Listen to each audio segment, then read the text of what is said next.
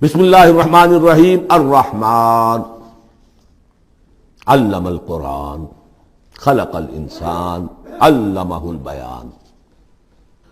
رحمان، اور یہ اللہ کا وہ نام ہے جو رحمت کے مادے سے، لیکن خاص شان اس کی یہ ہے کہ جس میں ایک طوفانی کیفیت ہے اللہ کی رحمت، ٹھاٹھے مارتے ہوئے سمندر کی طرح۔ غضبان ہم پڑھ چکے ہیں 2 دفعہ، نہایت غضبناک، حضرت موسیٰ کے لیے لفظ آیا غضبان آصفہ۔ تو عرب کہے گا اگر بھوک سے مر رہا ہے انا جوعان، پیاس سے مر رہا ہے انا عطشان، تو رحمان کے وزن پر بہت مبالغہ ہوتا ہے، اور اس میں ایک شان ہوتی ہے جیسے کہ طوفانی شان، طوفان وہ بھی اسی میں ہے۔ اور رحمان وہ ہستی کہ جس کی رحمت ٹھاٹھے مارتے سمندر کے مانند ہے۔ علم القرآن، اس نے قرآن سکھایا ہے۔ یعنی یہ کہ قرآن مجید کی عظمت کا تصور کرو، یہ اللہ کی رحمانیت کا مظہر عتم ہے، اس کی رحمت کی سب سے بڑی شان، اس کا مظہر عتم جو ہے وہ قرآن ہے۔ دوسری بات یہ، اللہ کے ناموں میں چوٹی کا نام رحمان ہے، بہت پسندیدہ۔ رحمت کی تو ضرورت ہر شخص کو ہے۔ حضور نے فرمایا میں بھی مستغنی نہیں۔ آپ نے ایک موقع پہ فرمایا کہ کوشش جنت میں صرف اپنے اعمال کی بنیاد پر نہیں جائے گا جب تک کہ رحمت خداوندی دستگیری نہ کرے۔ اور حضرت عائشہ سے ہے یہ روایت۔ حضرت عائشہ نے پوچھ لیا، ظاہر بات ہے میاں بیوی کے درمیان ایک بے تکلفی بھی ہوتی ہے، کہ کیا حضور آپ بھی؟ آپ نے فرمایا ہاں میں بھی۔ الا ان یتغمدنی ربی برحمتہ، میں بھی جنت میں نہیں جا سکوں گا مگر اس صورت میں کہ میرا رب مجھے اپنی رحمت سے ڈھانپ لے۔ تو رحمان چوٹی کا نام ہے اللہ کے ناموں میں سے، اور جو علم اللہ نے دیا ہے انسان کو، اس میں چوٹی کا علم قرآن ہے۔ ایک علم وہ ہے ریویلڈ نالج جس کی چوٹی یہ ہے، ایک علم ہے ایکوائرڈ نالج، رفتہ رفتہ انسان جا رہا ہے، لیکن سب سے اونچا علم، سب سے بڑا علم خلق الانسان، اسی نے انسان کو بنایا، اور اس کی کریشن کا کلائمیکس انسان ہے، تخلیق کی معراج انسان ہے۔ خلقتہ بیدی، اپنے دونوں ہاتھوں سے بنایا ہے، جس میں عالم امر اور عالم خلق جمع ہو گئے۔ اس سے آگے علمہ البیان، جو صلاحیتیں انسان کو دی ہیں ان میں چوٹی کی صلاحیت جو ہے بیان ہے۔ انسان کو کہا گیا حیوان ناطق، نطق، قوت بیان۔ اور یہ بات ہمیں معلوم ہے کہ یہ جو انسان کا جو برین ہے، ظاہر بات ہے گوریلاز میں بھی ہے، چمپینزیز میں بھی ہے، اور بھی حیوانات کے اندر بھی ہے، گھوڑے کا بھی برین ہے، لیکن یہ برین جیسے جیسے رفتہ رفتہ لوئر اینیمل سے اوپر آپ آ کر دیکھتے ہیں، ہائیسٹ انسان کے اندر آ کر اس کا جو گرے میٹر ہے، وہ جو ہائیسٹ ایوالوڈ فارم ہے، اس میں مختلف ایریاز ہیں۔ یہ ویژن کا ایریا ہے، آنکھ سے جو انفارمیشن جا رہی ہے وہ پھر ڈسائفر ہوتی ہے گرے میٹر کے اس پچھلے حصے کے اندر، ہیئرنگ ایریا ہے۔ لیکن سب سے بڑا رقبہ جو ہے وہ ہے اسپیچ سینٹر، اور اس کے 2 حصے ہیں، دوسرے کی بات سننا اور سمجھنا، پھر اپنی بات کہنا۔ یہ 2 ایسپیکٹس ہیں اس کے۔ تو اسپیچ سینٹر، اس میں دونوں چیزیں آ جائیں گی، کلام کا فہم اور پھر کلام کو دوسروں تک پہنچانا۔ تو علمہ البیان، اللہ نے صلاحیتیں تو اور بھی دی انسانوں کو بہت سی، آنکھ بھی دی، کان بھی دیا، لیکن یہ آنکھ اور کان تو حیوانات میں بھی ہے، بلکہ بعض حیوانات کی بصارت ہم سے کہیں زیادہ آگے ہے۔ بعض حیوانات وہ ہیں کہ جنہیں روشنی کی بھی ضرورت نہیں دیکھنے کے لیے، بغیر اندھیرے میں بھی دیکھتے، ہم تو اندھیرے میں نہیں دیکھ سکتے۔ اس طرح کان، گھوڑے کا کان جو ہے اس کے کان کھڑے ہو جاتے ہیں اینٹنا کی طرح سے، اگر کہیں سے آہٹ ہو، جب یہ آپ نے گھوڑ سوار نے کچھ نہیں دیکھا تو نہ سنا ہے، لیکن ذرا سی آہٹ کہیں کی گھوڑے نے سن لی۔ اس حوالے سے باقی چیزیں جو ہیں ان میں تو یہ کہ علیحدہ علیحدہ گنا جائے گا تو صلاحیتیں باقی شاید انسان سے بہتر بھی دوسرے حیوانات میں ہیں۔ سونگنے کی صلاحیت کتے میں جتنی ہے ہمارے پاس تو 1/100 بھی نہیں۔ حیوانات میں سونگنے کا ایریا جو ہے وہ بہت بڑا ہوتا ہے برین کے اندر، وہ سونگ کر چیزوں کو اندازہ کرتے ہیں کھانے کی ہے کہ نہیں ہے۔ لیکن انسان کے ہاں آ کر ہائیسٹ لیول آف برین میں یہ اسپیچ سینٹر ہے۔ اب یہ جو 4 آیتوں سے 3 جملے بنے، الرحمن آیت 1 ہو گئی لیکن جملہ تو نہیں بنا۔ الرحمن مبتدا ہے، علم القرآن خبر ہے، جملہ اب بنا، تو جملے 3 ہوئے، الرحمن علم القرآن خلق الانسان علمہ البیان۔ اس کو جو ریشو پروپورشن کا قاعدہ ہوتا تھا نسبت و تناسب کا حساب میں ارتھمیٹک میں 3 ویلیوز دی گئی ہیں، چوتھی تلاش کرو۔ چوتھی ویلیو اس میں کیا ہے جو مضمر ہے، چھپی ہوئی ہے؟ انسان کو جو بہترین صلاحیت اللہ نے دی ہے قوت بیان، اس کا مصرف بھی ہونا چاہیے بہترین۔ اس کا بہترین مصرف یہ ہے کہ قرآن سمجھو اور سمجھاؤ، قرآن پڑھو اور پڑھاؤ۔ جیسے کہاوت ہے کہ توپ اس لیے نہیں بنتی کہ اس سے مکھیاں ماری جائیں، اسی طرح اتنی بڑی صلاحیت جو تمہیں اللہ نے دی ہے، اسی صلاحیت کو وکلاء استعمال کرتے ہو، جو اچھا آرگو کر سکے اس کی فیس بڑھتی چلی جاتی۔ ڈیماگوگ کوئی لیڈر ہے، بڑی اچھی تقریر کر سکتا ہے، وہ مرنے مارنے پر جو ہے مجمع کو آمادہ کر دے گا، لوگوں کو آمادہ کر دے گا، وہ اپنی گردنیں کٹوا دیں گے، لیڈر بن جائے گا۔ تو یہ صلاحیت جو ہے اس لیے نہیں ہے کہ تو دنیا میں لیڈریاں اپنی بناؤ اس کے ذریعے سے۔ اس کا مصرف کیا ہے؟ قرآن سمجھو اور سمجھاؤ۔ یہ ہے بیان، اللہ کا بیان۔ اس بیان کو سمجھنا، پہلے تو اسپیچ سینٹر کا وہ حصہ جو ہے اس کو سمجھے، اور پھر اسپیچ سینٹر کا جو دوسرا جو حصہ ہے وہ اس کو بیان کرے۔ چنانچہ اس کو کھول کر بیان کر دیا محمد رسول اللہ صلی اللہ علیہ وسلم نے۔ حدیث ہے آپ کی جس کے راوی ہیں عثمان ابن عفان۔ دیکھیے نام کے اندر بھی وہ قافیہ مل رہا ہے، الرحمن علم القرآن خلق الانسان علمہ البیان عن عثمان ابن عفان۔ اب عفان کے بیٹے عثمان نے روایت کیا، حضور نے فرمایا خیرکم من تعلم القرآن وعلمہ، اور خیر یہاں پر سپرلیٹو کے سنس میں آ رہا ہے، تم میں بہترین لوگ وہ ہیں جو قرآن سیکھیں اور سکھائیں۔ اب سورہ قمر کے فوراً بعد یہ وَلَقَدْ يَسَّرْنَا الْقُرْآنَ لِلذِّكْرِ فَهَلْ مِن مُدَّكِرٍ الرحمن علم القرآن خلق الانسان علمہ البیان الشمس والقمر بحسبان۔ یہ سورج اور چاند سب ایک حساب کے ساتھ ہیں، ان کی گردش حساب کے ساتھ ہے، اسی حساب سے دن بن رہے ہیں، راتیں بن رہی ہیں، ہفتے اور سال اور مہینے بن رہے ہیں۔ والنجم والشجر یسجدان، نجم جو ہے تو ستارے، سورج اور چاند کے مناسبت سے تو اس کے لیے ستارے کی مفہوم ہے، لیکن نجم جو عربی زبان میں جھاڑیوں کو بھی کہتے ہیں جو زمین میں ہوتی ہیں، کیونکہ یہ ستارے بھی زمین میں اتنے نظر آتے ہیں جیسے کہ جھاڑیاں ہوں۔ والنجم والشجر یسجدان، شجر کے حوالے سے ترجمہ کرتے ہیں تو وہ جھاڑیاں، یہ بھی سجدہ کرتے ہیں، اللہ کے سامنے سربسجود ہوتے ہیں، ان کے سائے جیسا کہ کئی دفعہ آ چکا ہے۔ والسماء رفعها ووضع الميزان، اور آسمان کو اس نے بلند کیا اور اس میں رکھے ترازو۔ یہاں اس سے مراد وہ ترازو نہیں ہے جو کہ تولتی ہے دنیا کے اندر، اس میں بیلنس ہے، کاسمک بیلنس۔ آسمان اور زمین کے اندر، آسمان میں جتنے اجرام سماویہ ہیں، ان کو جو چیز تھامے ہوئے ہے، قائم رکھے ہوئے ہے، وہ ایک بیلنس ہے۔ جو کشش ثقل ہے، ان کی مختلف، یہ سب ایک دوسرے کو کھینچ رہے ہیں، اور ادھر ادھر سے دونوں طرف سے جو کھینچ ہے وہ ہر کرے کو اپنی جگہ پر رکھے ہوئے ہیں۔ یہ بیلنس جب ذرا سا گڑبڑ ہوگا اور یہ کرے آپس میں ٹکرا جائیں گے۔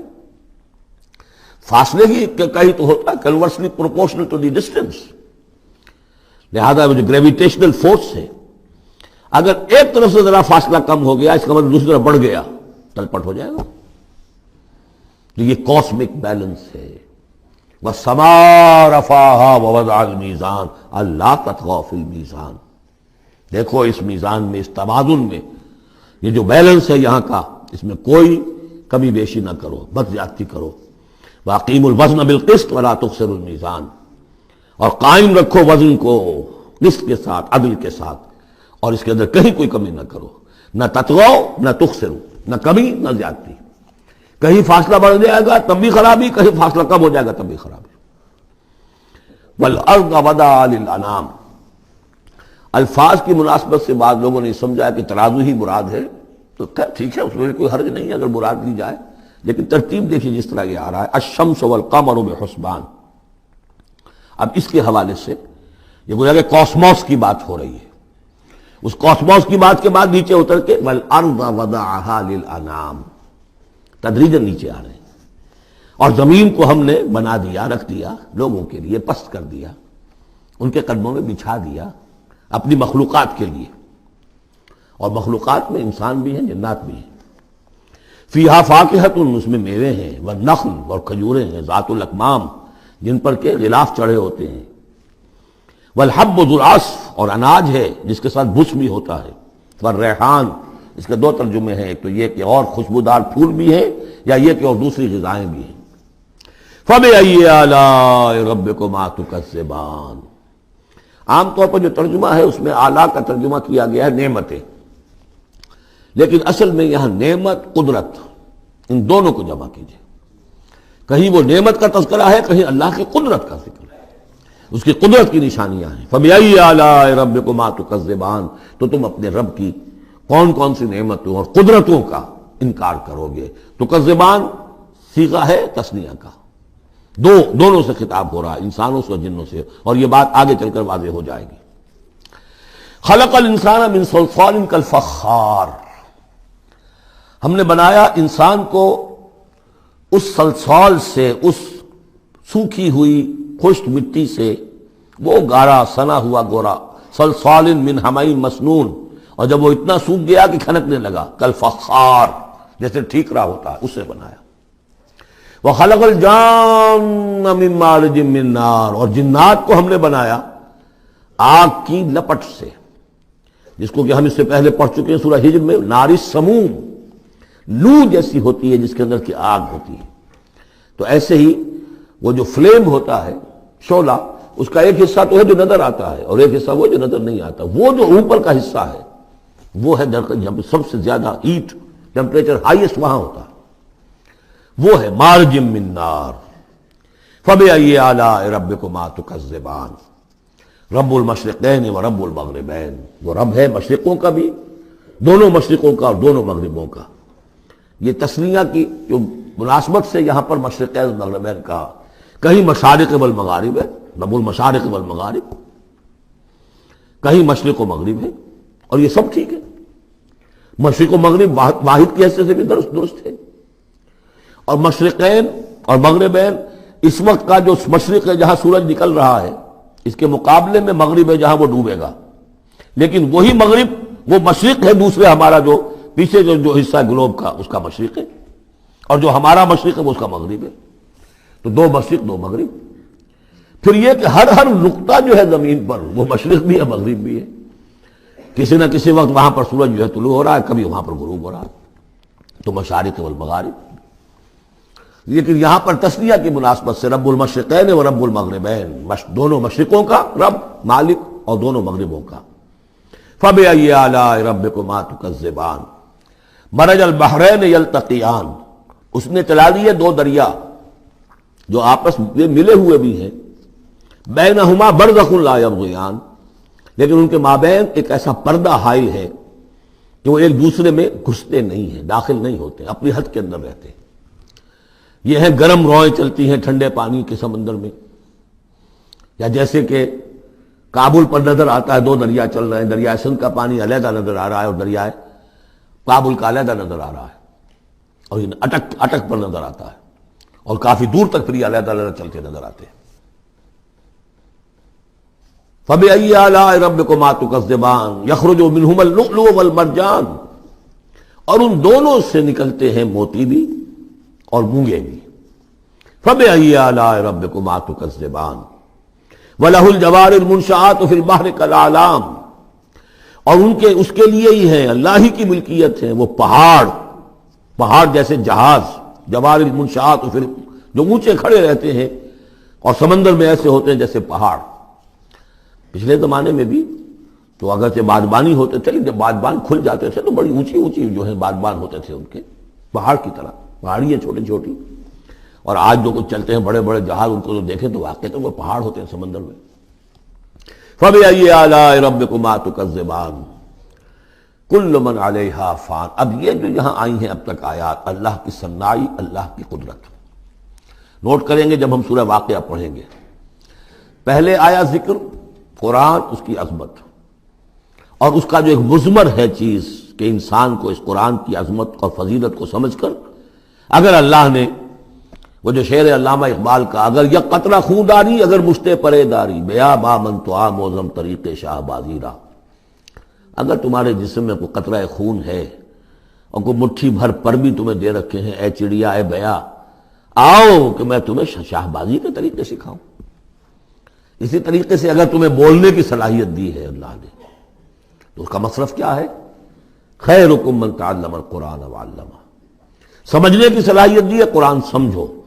بیان کرنے کی صلاحیت دی ہے، بیان کرو قرآن کو۔ پھر یہ کہ اللہ تعالیٰ کی تخلیقی قوت، اس کا تذکرہ ہوا۔ وہاں آپ دیکھیں گے یہ بالکل الٹی یہی ترتیب ہوگی، آخر میں قرآن مجید کی عظمت، اس سے پہلے اللہ کی تخلیقی عظمت، اللہ کے یہی جو اعلیٰ ہے۔ اس کے بعد اب پہلے جہنم والوں کا تذکرہ یہاں ہو رہا ہے، وہاں بعد میں ہوگا۔ فرمایا کل من علیہا فان، جو بھی ہے اس زمین پر جو بھی مخلوقات ہیں سب فنا ہونے والی ہے۔ وَيَبْقَى وَجْهُ رَبِّكَ ذُو الْجَلَالِ وَالْإِكْرَامِ، باقی تو رہے گا صرف تیرے رب کا منہ، تیرے رب کا چہرہ، جو بہت بزرگی والا ہے اور بہت عظمت والا ہے۔ اب یہ کہ اللہ کا چہرہ ہم کیا اس کو نہیں سمجھ سکتے، آیات متشابہات میں سے ہوگا۔ جو اس کا مفہوم سمجھیں گے وہ یہ ہے اللہ کی ذات باقی، باقی سب چیز اللہ تعالیٰ کے سوا سب فانی، پوٹینشلی سب فانی ہے، اپنے طور پر سب کسی کا وجود جو ہے اپنے بل پر قائم نہیں ہے۔ اللہ جب تک قائم رکھے تو در حقیقت وہ خود اپنے بل پر قائم نہیں ہے، وہ تو اللہ تعالیٰ نے ان کو قائم رکھا ہوا ہے۔ کل من علیہا فان، اللہ باقی من کل فان، اللہ ہی باقی ہے، باقی تمام فانی ہے۔ وَيَبْقَى وَجْهُ رَبِّكَ ذُو الْجَلَالِ وَالْإِكْرَامِ فَبِأَيِّ آلَاءِ رَبِّكُمَا تُكَذِّبَانِ يَسْأَلُهُ مَنْ فِي السَّمَاوَاتِ وَالْأَرْضِ، جو بھی ہے آسمان اور زمین میں وہ سب اس کے در کے سوالی ہیں، اسی سے مانگ رہے ہیں۔ وجود بھی ملا ہے اسی سے، حیات کسی کے پاس ہے دی ہوئی ہے اسی کی، کوئی صلاحیت ہے تو دی ہوئی ہے اسی کی، کوئی ذہانت ہے تو دی ہوئی ہے اسی کی، روز کا رزق جو آ رہا ہے اسی کا عطا کرنا، ہر ایک سائل ہے۔ واللہ هو الغنی وانتم الفقراء، تم سب کے سب محتاج ہو، تمہارا وجود مستعار، تمہاری حیات مستعار، تمہیں علم جو دیا اس نے دیا جتنا دیا۔ ولا یحیطون بشیء من علمہ الا بما شاء، تو تمہاری کیفیت یہ ہے۔ یسألہ من فی السماوات والارض، اسی سے مانگتا ہے جو بھی ہے آسمانوں میں اور زمین میں۔ کل یوم ہوا فی شان، وہ ہر دن ایک شغل میں ہے، اس کی ایک مصروفیت ہے۔ یا میرے نزدیک اشارہ ہے اسی بات کی طرف، یدبر الامر من السماء الى الارض ثم یعرج الیہ فی یوم کان مقدارہ الف سنۃ مما تعدون۔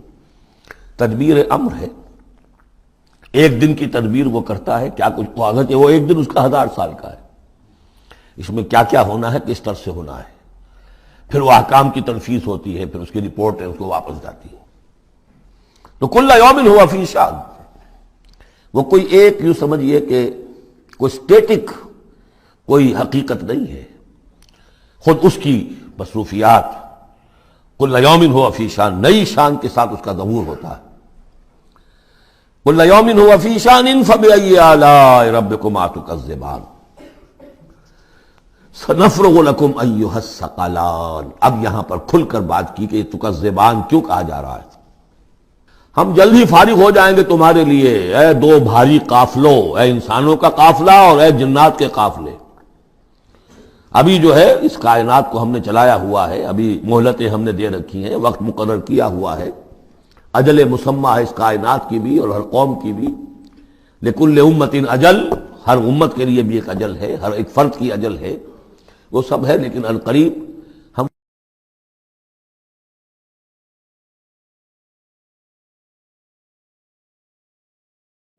فَبِأَيِّ آلَاءِ رَبِّكُمَا تُكَذِّبَانِ، تو اے جنات اور اے انسانوں کی جماعت ہو، تم اپنے رب کی کن کن نعمتوں کا اور کن کن صنائیوں کا، کن کن قدرتوں کا انکار کرو گے۔ یا معشر الجن والانس ان استطعتم ان تنفذوا من اقطار السماوات والارض فانفذوا لا تنفذون الا بسلطان فبأي آلاء ربكما تكذبان یرسل علیکما شواظ من نار ونحاس فلا تنتصران فبأي آلاء ربكما تكذبان صدق اللہ العظیم۔ چونکہ اس سے پہلے آیت آ چکی ہے سنفرغ لکم ایھا الثقلان، دو بھاری قافلے جو ہیں اللہ تعالیٰ کی مخلوقات میں سے، ایک قافلہ انسانیت اور ایک قافلہ جو جنوں پر مشتمل ہے۔ اب یہاں اس آیت میں آیت نمبر 33 میں براہ راست ان سے خطاب ہے، اے گروہ جن اور اے گروہ انس، یا معاشر الجن والانس ان استطعتم، اگر تمہارے اندر استطاعت ہے، طاقت رکھتے ہو، ان تنفذوا من اقطار السماوات والارض، کہ تم نکل بھاگو آسمانوں اور زمین کے دائروں سے، کناروں سے، تنفذوا تو نکل جاؤ، لا تنفذون الا بسلطان، نہیں نکل سکو گے مگر اللہ تعالیٰ کی سند کے ساتھ۔ یہ آیت مبارکہ مشکلات القرآن میں سے ہے، پوری طرح ہم شاید ابھی نہ سمجھ پائیں جب تک کہ اور ہمارا علم جو ہے کائنات کے بارے میں، کاسموس کے بارے میں اور علم بڑھ نہیں جاتا، لیکن یہ کہ عام طور پر یہ سمجھا گیا ہے کہ یہ انسان اور جن جو ہیں ایک حد تک ان کی رسائی ہے اس کائنات کے اندر، اس سے آگے نہیں۔ جیسے کہ آ چکا ہے، میں پہلے بھی بیان کیا ہے کہ جنات کے لیے غالباً یہ ہمارا جو سولر سسٹم ہے، یہ پورا جو ہے یہ ان کی جولان گاہ ہے، اس میں یہ جائیں جدھر جائیں چلے جائیں، اس سے آگے نہیں۔ انسانوں کا معاملہ یہ ہے کہ وہ اس کے اندر بھی جو بھی فاصلہ طے کرتے ہیں، وہ ظاہر بات ہے کہ وہ اس کے لیے مشینیں ایجاد کر کے جہاں تک جا رہے ہیں، لیکن اس پورے سولر سسٹم تک بھی ان کی رسائی ممکن نہیں ہوگی۔ لیکن یہ کہ ایک گمان میرا ہے جو میں آپ کے سامنے پیش کر رہا ہوں کہ قرآن مجید جب آسمانوں اور زمین کی بات کرتا ہے تو وہ مراد ہوتی ہے کل کائنات، کل یونیورس، اور کل یونیورس کے کناروں سے نکل بھاگنا، اس کے کیا معنی ہے؟ اس کے معنی یہ ہے معدوم ہو جانا، یعنی یہ کہ جہنم میں پڑنے والے چاہیں گے کہ ہم معدوم ہو جائیں، کاش کہ جیسا کہ ہم نے پڑھا تھا سورہ نساء میں، فَكَيْفَ إِذَا جِئْنَا مِن كُلِّ أُمَّةٍ بِشَهِيدٍ وَجِئْنَا بِكَ عَلَىٰ هَٰؤُلَاءِ شَهِيدًا۔ اس روز انسان چاہیں گے کہ اس طرح زمین شق ہو جائے، وہ اس میں دھس جائے اور زمین اوپر سے برابر کر دی جائے، یہ تو ہوگا یوم الحساب کو۔ لیکن سوال یہ ہے کہ من اقطار السماوات والارض، تمام آسمانوں اور زمین کے کناروں سے نکل بھاگنا، معدوم ہونا، یہ بھی بس میں نہیں ہے، اللہ کے اذن سے ہی ہم بنے ہیں، ہمیں وجود عطا ہوا ہے، اور اللہ ہی کا اختیار ہے جو ہمیں معدوم کر سکتا ہے۔ ہم لاکھ چاہیں کہ معدوم ہو جائیں، معدوم نہیں ہو سکتے، یہ بھی ہمارے اختیار سے باہر ہے۔ اذن رب ہی ہو تو ہم معدوم ہوں بغیر اذن رب۔ یہاں پر ویسے جو الا بسلطان، اللہ کا حکم، اللہ کی مرضی، اللہ کی سند، اس طرح کی کوئی بات ہے، اگرچہ عام طور پر بات وہ سمجھی گئی ہے جو پہلے میں نے بتایا ہے، میرا گمان یہ ہے واللہ عالم۔ بہرحال مشکلات القرآن میں سے ہے۔ فَبِأَيِّ آلَاءِ رَبِّكُمَا تُكَذِّبَانِ، تو تم اپنے رب کی کن کن نعمتوں اور کن کن صناعیوں اور کاریگریوں اور کن کن قدرتوں کا انکار کرو گے۔ یرسل علیکما شواظ من نار، تم پر پھینکے جائیں گے شعلے بھڑکتے ہوئے آگ کے، ونحاس، اور دھواں ملا ہوا، وہ آگ جس میں کہ دھواں ملا ہوا ہو، فلا تنتصران، پھر تم بدلہ نہیں لے سکو گے۔ فَبِأَيِّ آلَاءِ رَبِّكُمَا تُكَذِّبَانِ فَإِذَا انشَقَّتِ السَّمَاءُ، جب آسمان پھٹ جائے گا، فَكَانَتْ وَرْدَةً كَالدِّهَانِ، تو ایسے ہو جائے گا گلابی رنگ کا جیسے کہ تیل کی تلچھٹ ہوتی ہے، جب تیل کو صاف کیا جاتا ہے تو اس کے نیچے جو تلچھٹ رہ جاتی گلابی رنگ کی۔ فَبِأَيِّ آلَاءِ رَبِّكُمَا تُكَذِّبَانِ فَيَوْمَئِذٍ لَا يُسْأَلُ عَنْ ذَنبِهِ إِنسٌ وَلَا جَانٌ، تو اس روز کوئی پوچھنے کی ضرورت نہیں ہوگی ان کے گناہوں کے بارے میں، نہ انسانوں سے نہ جنوں سے۔ اللہ تعالیٰ پوچھے گا، حساب کتاب بھی ہوگا، لیکن یہ کہ اپنی جگہ پر ہر ایک کے چہرے پر لکھا ہوگا اس کا انجام۔ بل الانسان علی نفسہ بصیرہ، چنانچہ کئی جگہ قرآن مجید میں نقشہ کھینچا گیا ہے، میدان قیامت میں جب لوگ کھڑے ہوں گے، کچھ لوگوں کے چہرے تر و تازہ ہوں گے، کچھ لوگوں کے اوپر مردنی چھائی ہوئی ہوگی، جس کی مثال بہترین ہوتی ہے ہائی سکولز کے اندر۔ ہر سال جب ڈکلیئر کرتے ہیں امتحان، سالانہ امتحان کا نتیجہ، تو جب کھڑے ہوتے ہیں طالب علم سننے کے لیے، تو بعض لوگوں کے چہروں کے اوپر لکھا ہوتا ہے کہ یہ فیل ہونے، اس لیے کہ انہیں معلوم ہے لکھ کر کے آئے تھے ہم، اور بعض کے چہرے تر و تازہ ہوتے ہیں، انہیں اگر فکر ہوتی ہے تو اس کی کہ میں فرسٹ آتا ہوں یا نہیں آتا، بس اس کی تشویش ہو سکتی ہے، لیکن یہ کہ انہیں کوئی اندیشہ یہ نہیں ہوتا کہ وہ فیل ہو جائیں گے۔ تو فَيَوْمَئِذٍ لَا يُسْأَلُ عَنْ ذَنبِهِ انس ولا جان، اس دن پوچھا جانا ضروری نہیں ہوگا کسی سے بھی، نہ جن سے نہ انس سے، ان کے گناہ کے بارے میں۔ فَبِأَيِّ آلَاءِ رَبِّكُمَا تُكَذِّبَانِ يُعْرَفُ الْمُجْرِمُونَ بِسِيمَاهُمْ، پہچان لیے جائیں گے مجرم اپنے چہروں سے، چہرے ان کے اترے ہوئے ہوں گے، انہیں تو معلوم ہوگا۔ یعرف المجرمون بسیماہم فیؤخذ بالنواصی والاقدام، پھر ان کو پکڑا جائے گا ان کی پیشانی کے بالوں سے اور پاؤں سے، یعنی ہر ایک کو کوئی فرشتہ جو ہے وہ ادھر سے اس کی پیشانی کے بال پکڑے گا اور ادھر سے اس کی ٹانگیں پکڑ کر ٹاس کرے گا اسے۔ فَبِأَيِّ آلَاءِ رَبِّكُمَا تُكَذِّبَانِ هَٰذِهِ جَهَنَّمُ الَّتِي يُكَذِّبُ بِهَا الْمُجْرِمُونَ، جب پھینکا جائے گا اسے جہنم، یہ ہے وہ جہنم کہ جس کو جھٹلاتے رہے تھے وہ لوگ کہ جو جھٹلانے والے تھے۔ هَٰذِهِ جَهَنَّمُ الَّتِي يُكَذِّبُ بِهَا الْمُجْرِمُونَ، جسے مجرم گناہگار جھٹلاتے رہے۔ یطوفون بینہا وبین حمیم آن، اب وہ چکر لگاتے رہیں گے، اس آگ سے نکلیں گے، پانی پینا چاہیں گے تو وہ پانی کھولتا ہوگا، حمیم آن، کھولتے پانی کے اور اس آگ کے درمیان۔ فَبِأَيِّ آلَاءِ رَبِّكُمَا تُكَذِّبَانِ، اب یہ تو اہل جہنم کا انجام ہے جو یہاں بیان ہو گیا۔ یہاں جنتیوں کے انجام سے پہلے ان کا بیان ہے، سورہ واقعہ میں پہلے جنتیوں کا بیان آئے گا اور پھر اہل جہنم کا بیان آئے گا، ترتیب عکسی۔ وَلِمَنْ خَافَ مَقَامَ رَبِّهِ جَنَّتَانِ، اور جو بھی اپنے رب کے حضور میں کھڑے ہونے سے ڈرتا رہا، لرزا اور ترسا رہا، اس کے لیے دو جنتیں ہیں۔ یہ دو جنتیں کیوں کہی گئی؟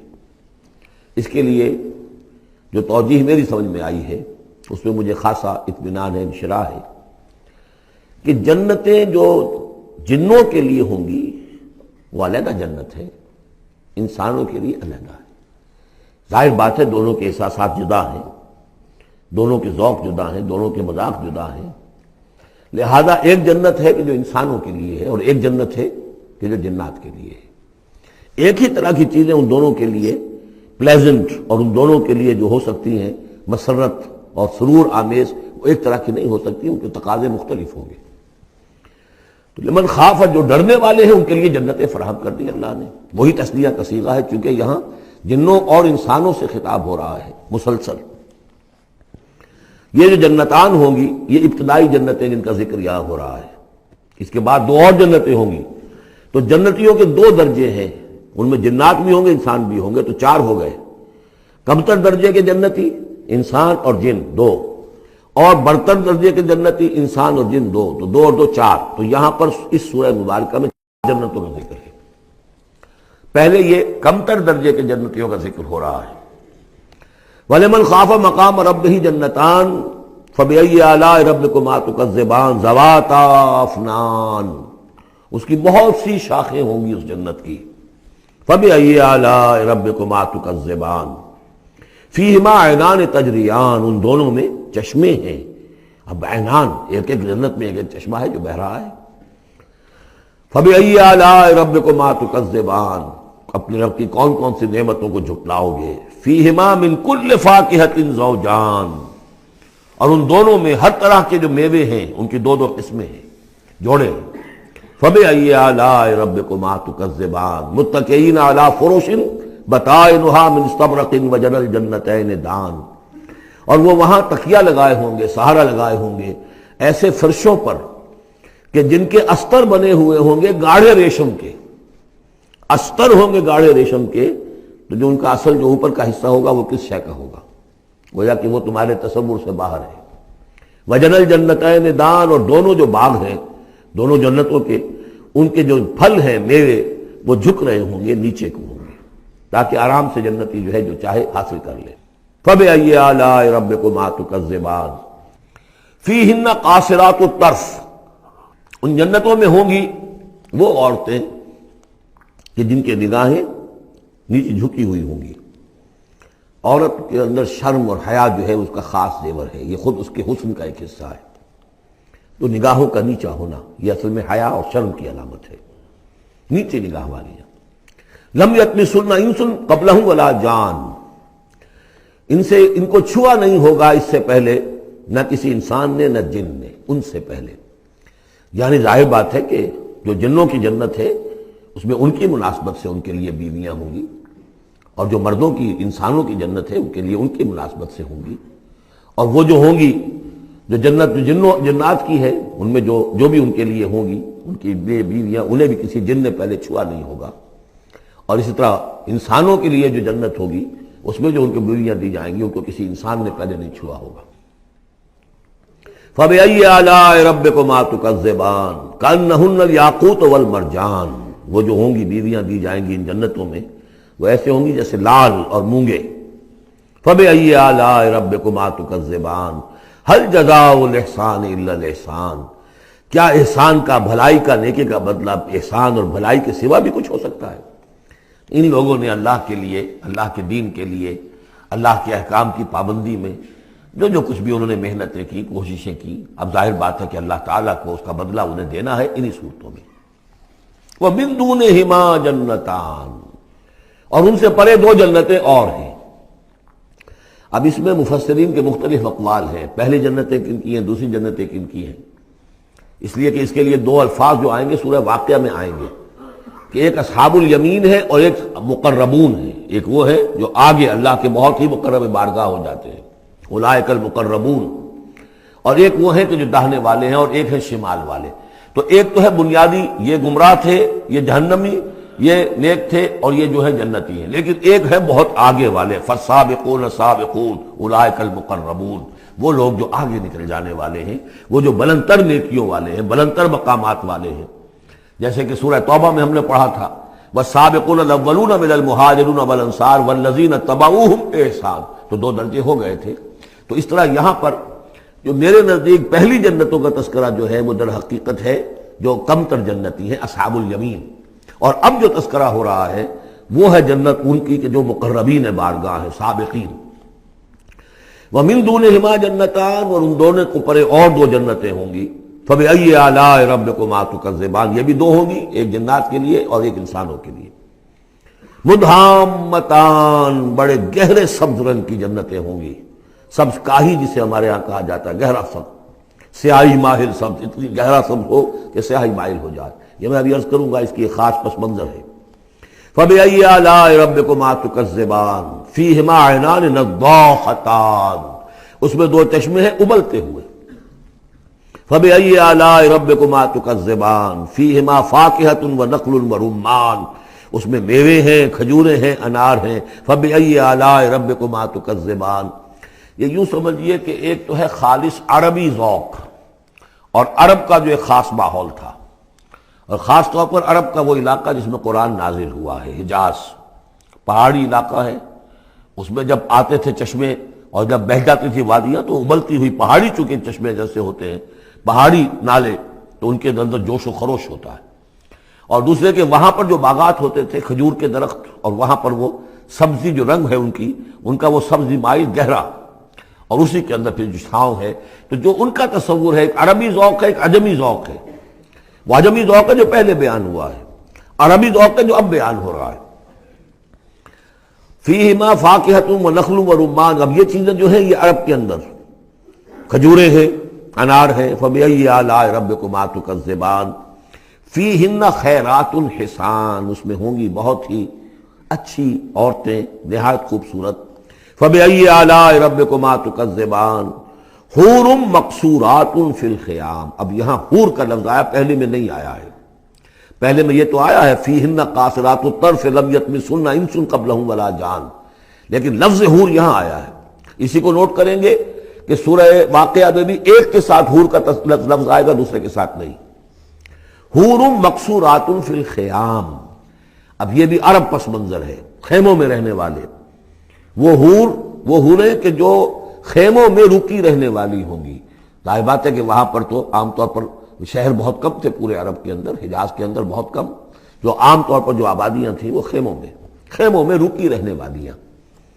وَقَرْنَ فِي بُيُوتِكُنَّ وَلَا تَبَرَّجْنَ تَبَرُّجَ الْجَاهِلِيَّةِ الْأُولَىٰ، وہ شمع محفل نہیں بنتی بلکہ وہ چراغ خانہ بنتی ہیں۔ حور مقصورات فی الخیام فبأی آلاء ربکما تکذبان لم یطمثن انس قبلہم ولا جان، نہیں انہیں چھوا ہوگا ان سے پہلے نہ کسی انسان نے اور نہ کسی جن نے۔ یہ ان دونوں کے میرے نزدیک علیحدہ علیحدہ، جنات کی جو جنت ہے اس میں جو ان کے لیے عورتیں اور بیویاں فراہم کی جائیں گی انہیں کسی جن نے نہیں چھوا ہوگا ان سے پہلے، اور جو انسانوں کے لیے جنت ہوگی وہاں جو انہیں بیویاں دی جائیں گی اور حوریں دی جائیں گی انہیں کسی انسان نے نہیں چھوا ہوگا۔ فَبِأَيِّ آلَاءِ رَبِّكُمَا تُكَذِّبَانِ مُتَّكِئِينَ عَلَىٰ رَفْرَفٍ خُضْرٍ وَعَبْقَرِيٍّ حِسَانٍ، وہ تکیہ لگائے بیٹھے ہوئے ہوں گے سب مسندوں پر اور بڑے قیمتی اور نفیس بچھونوں پر۔ فَبِأَيِّ آلَاءِ رَبِّكُمَا تُكَذِّبَانِ تَبَارَكَ اسْمُ رَبِّكَ ذِي الْجَلَالِ وَالْإِكْرَامِ، بہت بابرکت ہے نام تیرے رب کا جو بہت ذی الجلال بڑائی والا ہے اور اکرام عظمت والا ہے۔